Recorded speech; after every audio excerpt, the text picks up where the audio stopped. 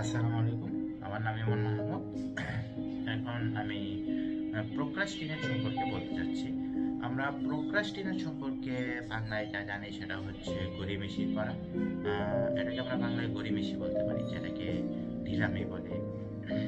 So procrastinate procrastinate হচ্ছে যেটা কাজকে বিলম্ব করে, দেরি করে, যেটা সময় থাকতেও করে না, আলসামের জন্য।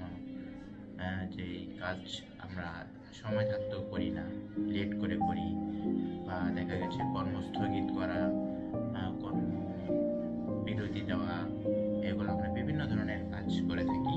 সেটাকেই মূলত প্রোক্রাস্টিনেট বলা হয়।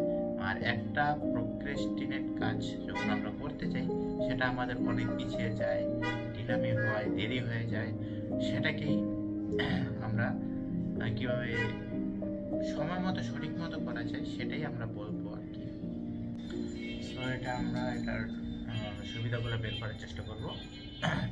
আমাদের মধ্যে অনেকেই আছে যারা শেষ মুহূর্তে কাজের জন্য অপেক্ষা করে থাকে। বাড়িতে একজন অতিথি আসলে বা সেটার বাহানা ধরে তারা স্কুল কলেজে যেতে চায় না, সেটার পিছনে টাইম ব্যয় করে, বা ভার্সিটিতে কোনো অ্যাসাইনমেন্ট দিলে বা স্কুলে কোনো হোমওয়ার্ক দিলে সেগুলো তারা পিছাতে তারা করে না, লেট করতে চায়। তো সেটাকে আমরা বলতে পারি প্রোক্রাস্টিনেশন। এমনকি আমরা পরীক্ষার পড়া শুরু করা নিয়েও আমরা অনেক চিন্তা করতে অনেক দেরি করে ফেলি, যেটা আমরা চাইলে প্রতিদিনের পর প্রতিদিন পরও সেটা সমাধান করতে পারি, বাট সেটা আমরা করি না। তো প্রতিদিনের পর আমরা যদি প্রতিদিন করে ফেলি, তাহলে দেখা গেছে আমাদের জন্য চাপটাও থাকে, আমরা সেগুলো কভার আপ করতে পারি। এটাকে আমরা এক ধরনের গড়িমসিও বলতে পারি।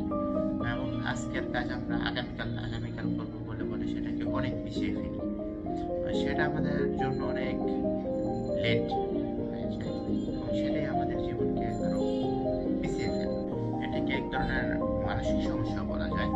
সো এটা যদি আমরা রিকভার চাই বা এটা যদি আমরা একটা সলিউশন চাই, সেটা হচ্ছে কিছু টিপস আছে, সেগুলো বলা যায় যে মানুষ তার কমফোর্ট জোন থেকে বের হয়ে নতুন কিছু করতে চায়, কিন্তু এর কারণে তারা নতুন কিছু করতে পারে না।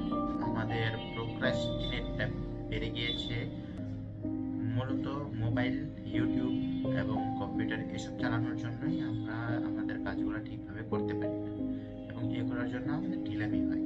সো এটার সমাধান আছে, সমাধান একটাই। এটার সমাধান হচ্ছে সব মোবাইল, ইউটিউব, কম্পিউটার থেকে আস্তে আস্তে সময় কম দিয়ে নিজের লাইফে সময় দেওয়া, নিজেকে নিয়ে সময় দেওয়া, পড়ালেখায় সময় দেওয়া, বন্ধু বান্ধব, আড্ডা, এসবে টাইম না ওয়েস্ট করে নিজে কিছু করা, নতুন কিছু ইনভেনশন করা, নতুন কিছুর দিকে আগানো। এত করে নিজের লাইফেও শাইন করা যাবে এবং জীবনে বড় কিছু করা যাবে। সো আমরা এটাকে সাইডে রেখে আমরা জীবনের সময়গুলোকে যাতে সঠিকভাবে মূল্যায়ন করি, সেভাবেই এগোতে হবে। আমরা ফালতু কাজে আমরা অন্য কাজের সময় ব্যয় না করে, না দেরি করে, না বিলম্ব করে আমরা আমাদের সময়গুলো নষ্ট না করি।